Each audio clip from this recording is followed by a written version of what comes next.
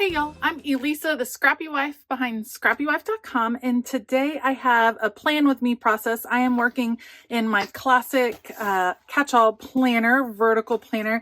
We're looking at the month of February, and I'm going to be planning for the weeks of February 8th through the 14th, which of course includes Valentine's Day.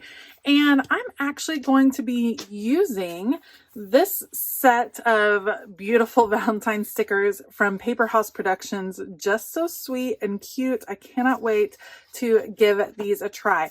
And just to change it up, I'm actually going to be doing something a little different, using some different papers and just changing up my normal planning spread. So I will definitely put you guys on fast forward. I'll link everything that I used down below in case you're interested in checking those out. Heads up, some of those are affiliate links. They do not cost you anymore, but they do go a long way to supporting this channel. All right, let's go.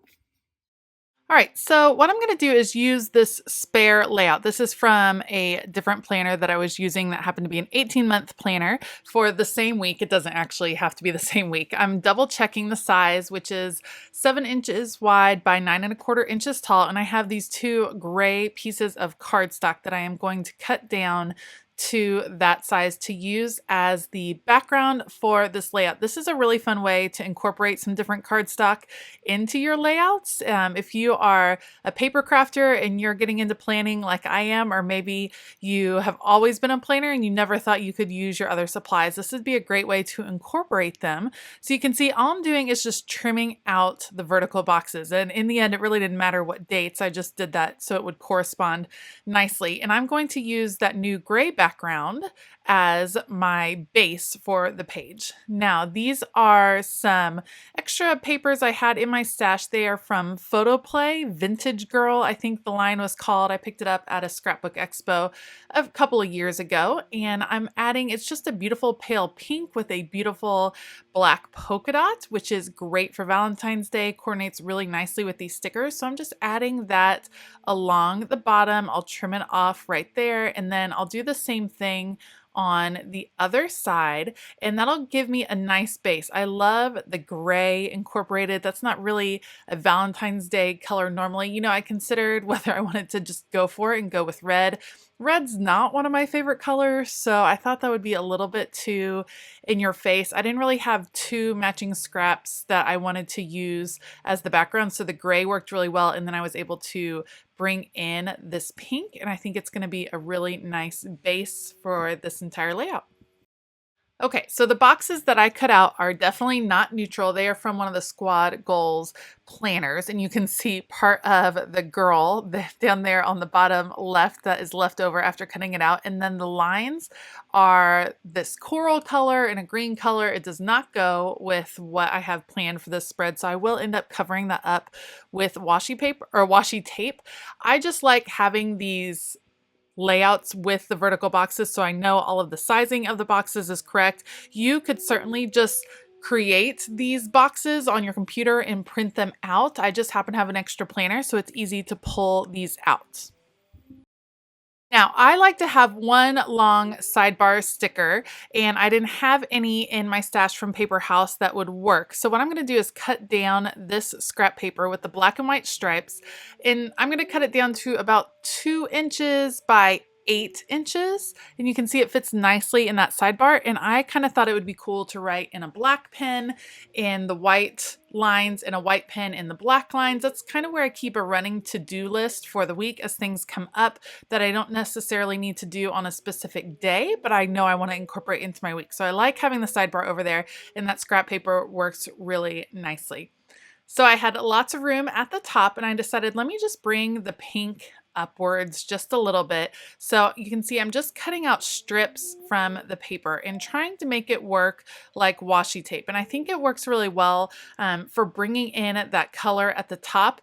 For some reason on the screen, it's that gray is looking more green. It really is a gray. And I think you'll start to see it more as the other colors get covered up and I start to go with the more Valentine's Day theme. So you can see I'm able to use all of this paper, really customize the spread. That's what I love about when you're able to mount it on the different spreads. I am not huge into Valentines, but these are just adorable stickers from Paper House. I love these tiny kits that they have. You can certainly spread it out to several weeks. You'll see that I am a bit sticker crazy. I like using all the stickers.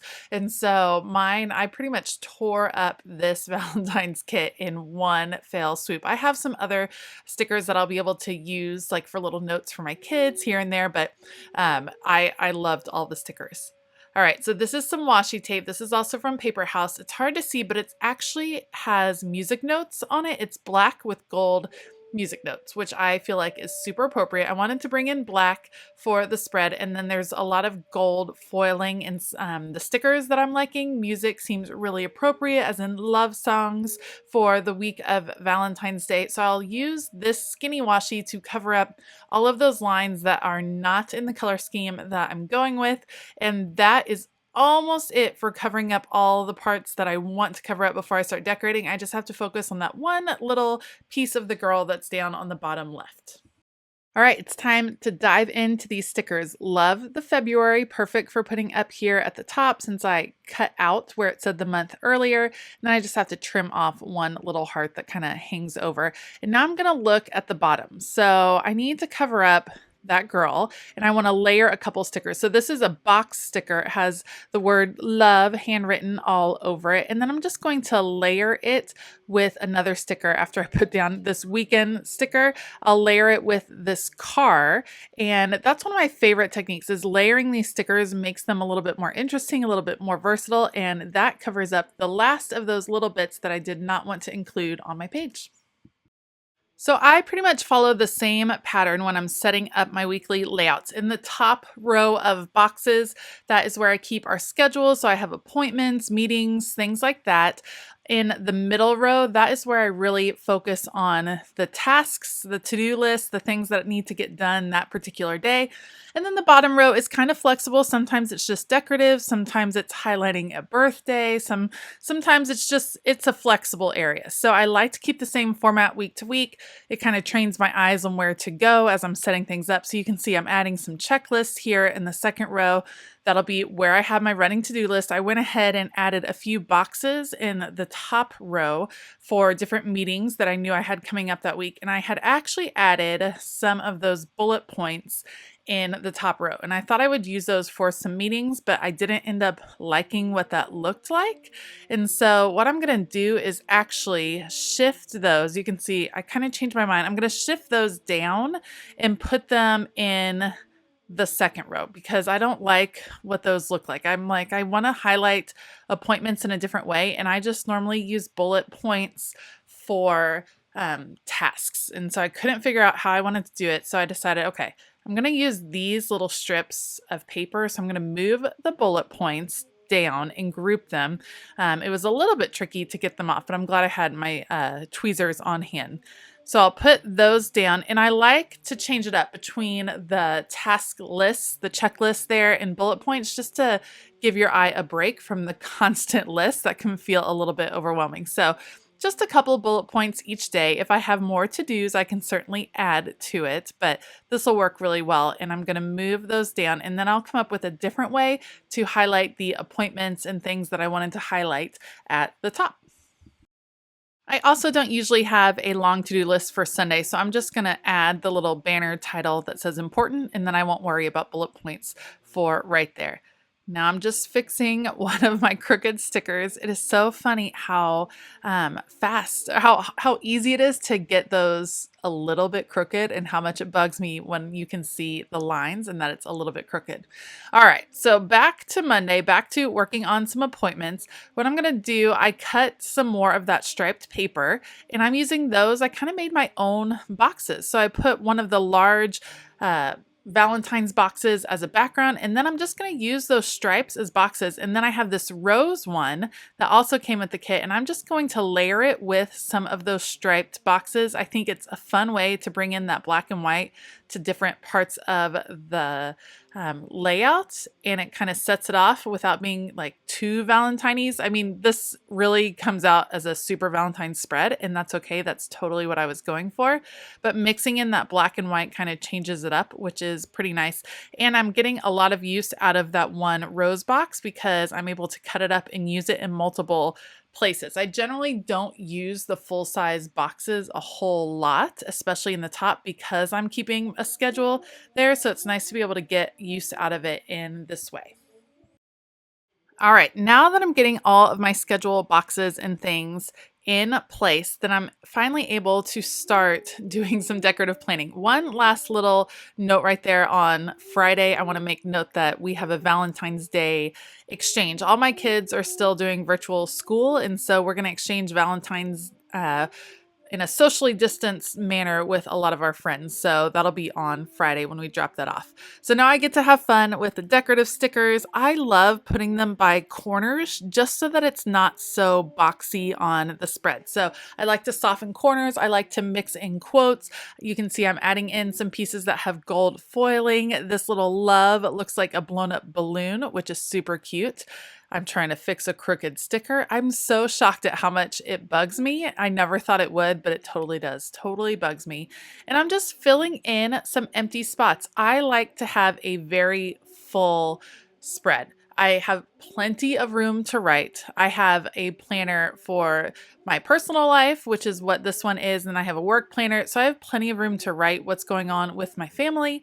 And so I'm not really worried about taking up too much space. And especially because these are specialty stickers for this time of year, I want to use them all up. I know I will have new Valentine stickers next year that I'm excited about. So I'm just using them all and loving them all because this will definitely bring me joy every time I flip to it the week of Valentine's Day for sure. As I'm laying out stickers, I do try to balance the empty space with filled in spaces. I try to make sure that colors move around the page. I have a lot of gold foiling on the right and not as much on the left. So you can see I'm adding that one that says forever. And then I'll add one of the gold hearts over near February just so that it's equally kind of dispersed around the page and it doesn't feel like it's all concentrated in one area. I need to add the days of the week to the top of my spread. So I have this stamp set from Felicity Jane.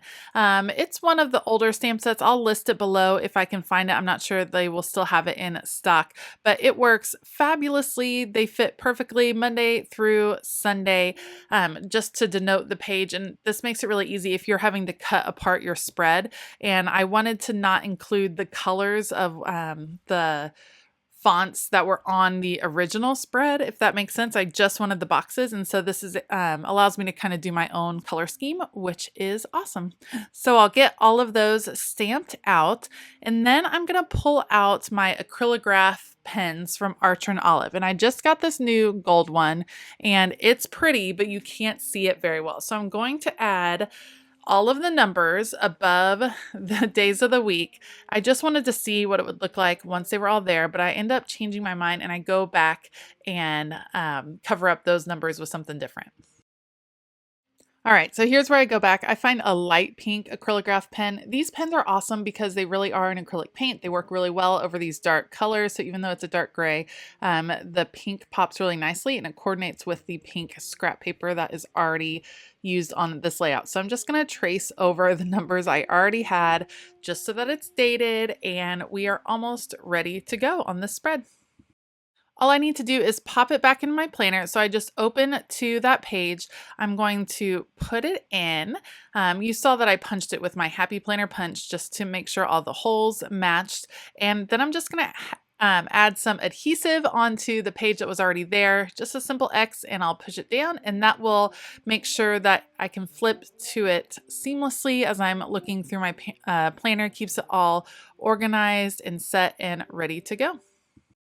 There was one last little spot that was bugging me where I had two pieces of paper meeting up that didn't quite meet up like I wanted to. So I decided to cover it up with a sticker and then I'll just add a few more stickers here and there to make that feel a little bit more seamless. Otherwise, this layout is done. If you enjoyed this video, please give it a thumbs up and consider hitting that subscribe button as well as the bell notification button. I will list all of my supplies down below so you can check those out. Heads up, some of those are affiliate links.